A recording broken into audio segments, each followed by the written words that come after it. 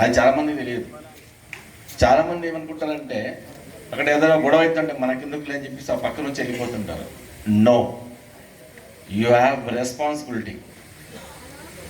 You have responsibility to go and disperse and protect the victim. ఎవరైతే నలుగురు కలిసి ఒక అబ్బాయినో కొడుతున్నారు, ఒక నలుగురు కలిసి ఆకతాయిలో ఒక అమ్మాయిని వేధిస్తున్నారు, నాకెందుకు లేని పోతుంటావా? పోతారు ఎవరన్నా అట్లా? చెప్పండి. సౌండ్ లేదు, పోవద్దు. మీరు వాయిసే రావట్లేదు. మొన్న కూడా చూశాను, మీరు ఏమవుతారా అని. అది ఏది మన చంద్రుల్లో పెట్టాం కదా, కోటపల్లిలో అందరు యూత్ అందరు వచ్చారు. చాలామంది యూత్ అందరికీ almost intermediate, minimum intermediate 10th class అయిపోయారు, కంప్లీట్ చేశారు. కొంతమంది డిగ్రీ కూడా కంప్లీట్ చేశారు. మీరు ఏం కావాలని ఉందంటే సైలెంట్గా ఉన్నారు. మళ్ళీ అడిగాను, వినలేదేమో సరిగ్గా అని. మళ్ళీ సైలెంట్గా ఉన్నారు. ఎందుకంటే వాళ్ళకి ఎవరికి ఏం కావాలనేది తెలియదు. ఇంకా డిసైడ్ చేసుకోలేదు వాళ్ళు. ఆల్రెడీ డిగ్రీ అయిపోతుంది, ఇంకా డిసైడ్ చేసుకోలేదు వాళ్ళు. This is a situation. మీరు ఆ సిచ్యువేషన్లో ఉన్నారు. సో మీరు ఇప్పుడు మీ రెస్పాన్స్, ఆల్ గర్ల్స్ ముందర కూర్చున్నారు, మీ గర్ల్స్ అందరికీ, తర్వాత బాయ్స్, యూత్ అందరికి చెప్తున్నాను, మీరు ఫస్ట్, మీరు రేపు ఫ్యూచర్లో మీ పెద్దవాళ్ళందరూ వాళ్ళ ఏజ్ అయిపోతుంటుంది, మీరు టేక్అవుట్ చేస్తారు, సమాజాన్ని మీరు టేక్అవుట్ చేస్తారు, మీరు లీడ్ తీసుకుంటారు.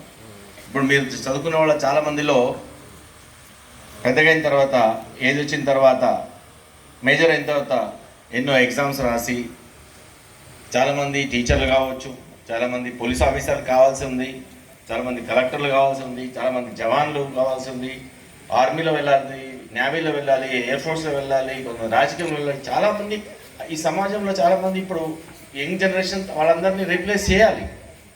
సపోజ్ ఎవ్వరూ కాలేదనుకో, అప్పుడు డిపార్ట్మెంట్లో ఎవరు పనిచేస్తారు? మేమందరం చాలా వరకు రిటైర్ అయిపోతాం. కొంత వయసు వచ్చిన తర్వాత చాలామంది ఒక 100 yearsతో, ఇంకో 30 ఏళ్ళతో చనిపోతారు కూడా. కానీ మీరు రెడీగా లేకపోతే ఈ సమాజాన్ని ఎవరు కాపాడుతారు? ఎవరు? అప్పుడు దొంగలు, దోపిడీదారులు, బాగా బలవంతులు వచ్చి మిమ్మల్ని అందరినీ టేక్ ఓవర్ చేస్తారు. అప్పుడు మళ్ళీ బానిసత్వానికి వెళ్ళిపోవాల్సి వస్తుంది. సో యంగ్ జనరేషన్ అంతా రెడీగా ఉండాలి, అన్నిట్లోనూ రెడీగా ఉండాలి. ఆ రెడీగా ఉండడానికి ఏం కావాలి? చదువు కావాలి. మీ చదువు ఎందుకు వెళ్తున్నారు? రోజు స్కూల్కి యూనిఫామ్ వేసుకొని పాఠశాలలో, ఈరోజు పాఠశాలలో జరుపుకుంటున్నాం. ఎందుకు పెట్టారు ఇది? మిమ్మల్ని రెడీ చేయడానికి. టీచర్స్ అందరు ఎందుకు ఉన్నారు ఇక్కడ? మిమ్మల్ని అందరినీ అన్ని రకాలుగా రెడీ చేయడానికి ఈ పాఠశాల అంటే ఒక ఫ్యాక్టరీ. పిల్లల్ని, ఏం చదువు తెలియని పిల్లల్ని, చిన్న పిల్లల నుంచి పెద్దవాళ్ళ వరకు చేసి వాళ్ళని ఫ్యాక్టరీలో మనం ఒక ప్రోడక్ట్ని ఎట్లా తయారు చేస్తామో, school is nothing but a factory to produce the great people for future generations.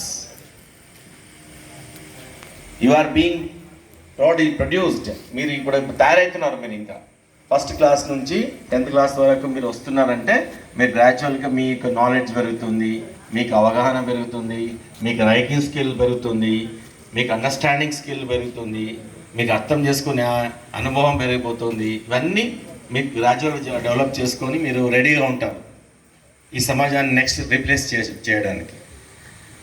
అలా మీరు లేదనుకో, అసలు స్కూల్కి రాలేదనుకో, ఎవరైతారు మనప్పుడు? ఎవరు ఏసీపీ అవుతారు, ఎవరు సబ్ ఇన్స్పెక్టర్ అవుతారు, ఎవరు కానిస్టేబుల్ అవుతారు, ఎవరు సర్పంచ్ అవుతారు? ఎవరు కాదు. ఎవరు రావడానికి జంకుతుంటారు, నాకు తెలియదు అని వెనక్కి వెళ్ళిపోతుంటారు.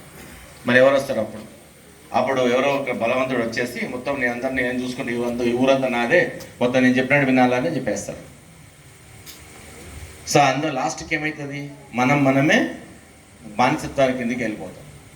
అలా కాకుండా ఎవరో ఒకరి గన్ తీసుకొచ్చి బెదిరిస్తే వాళ్ళు భయపడి వాళ్ళ కిందికి వెళ్ళిపోకుండా, స్కూల్స్ మనం చదువుకోవాలి, మనము ఉద్యోగాలు చేయాలి, దానికి రెడీ అవ్వాలి, కాంపిటీషన్ ప్రిపేర్ అవ్వాలి, జాబ్లు కొట్టాలి అని కొంతమంది బిజినెస్లు చేయాలి, కొంతమంది వ్యవసాయదారులుగా మారుతారు, కొంతమంది బిజినెస్ చేస్తారు, కొంతమంది కాంట్రాక్టర్లు అవుతారు.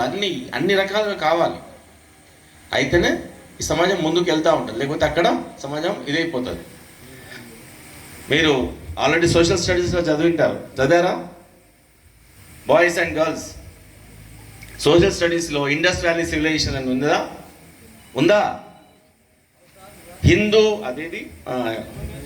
సింధు నాగరికత, తెలుగులో అయితే సింధు నాగరికత విన్నారు కదా. సింధు నాగరికత ఇప్పుడు ఉందా? లేదు, అంతరించిపోయింది. సింధు నాగరికత ఇప్పుడు మనం ఎట్లా ఉన్నాం, మనకంటే డెవలప్డ్గా ఉన్నారు. అప్పుడు 3 స్టోరీ 4 స్టోరీ బిల్డింగ్లు కట్టారు. అప్పుడు 5000 ఇయర్స్ బ్యాక్, 4000-5000 సంవత్సరాల క్రితమే మన ఇండియాలో అంత టెక్నాలజీ డెవలప్ అయ్యింది. Under ground drainage system, street lightings, తర్వాత గ్రిడ్ సిస్టమ్ ఆఫ్ రోడ్స్ ఇప్పుడు ఉన్నాయి కదా, పెద్ద రోడ్స్, డబుల్ లైన్స్ రోడ్స్, ఇవన్నీ అప్పుడే జరిగాయి. 4000 ఇయర్స్ బ్యాక్లో చేసాం. అది ఎందుకు పోయింది? గ్రాడ్యువల్గా వాళ్ళ యొక్క సమాజం స్తబ్దత గురైపోయి గ్రాడ్యువల్గా అంతరించిపోయింది. సో ఇప్పుడు మోడర్న్ టెక్నాలజీలో అంతరించిపోయినంత వరకు రాదు. మీరు ఎందుకనంటే ఇట్లాంటివి డెవలప్ చేసుకోవాలి, ఫ్యూచర్లో జనరేషన్ మీదే అని చెప్పడానికి నేను చెప్తున్నాను. అండ్ మోరోవర్, ఈరోజు మన పోలీస్ తరఫు నుంచి ఎందుకు రావాల్సి వచ్చింది? ఎందుకంటే ఈరోజు రాత్రికి ఇంకా కాసేపు అయితే అందరూ అన్నం భోజనం చేసేసి అన్నం తినేసి మీరు అందరూ పడుకుంటారు, హ్యాపీగా పడుకోవాలి కూడా. బట్ ఎవరు ఈ గ్రామాన్ని ఎవరు మేల్కొండి, ఎవరు ప్రొటెక్ట్ చేయాలి? ఎవరు చేస్తారు? అవును సార్, చెప్పండి. పోలీస్. అంటే ఇంత పెద్ద గ్రామాన్ని ఒక ఎస్ఐ గారు లేకపోతే 2-3 కానిస్టేబుల్స్, దాంట్లో లేడీ కానిస్టేబుల్స్గా ఉన్నారు, లేడీ ఎస్ఐలుగా ఉన్నారు. వాళ్ళందరూ మొత్తం అందరూ పడుకున్నారు.